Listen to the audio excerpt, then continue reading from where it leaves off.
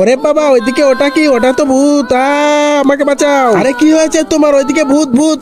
ওইদিকে কিছু না, ওইদিকে কিচ্ছু নেই। শালা আলতু ফালতু ভয় পাচ্ছে। আমি ভূত। ওই শালা চুপ কর, এখানে অনেক লোক আছে, চুপ করলি না? আরে আরে আমার এটা কি হচ্ছে? আমি এরকম ভূত দেখতেছি কেন খালি? ওরে বাবা আবার মনে হয় আমার পাশে আসছো। আরে শালার বলো, তোর সাথে আমরা প্র্যাঙ্ক করেছি।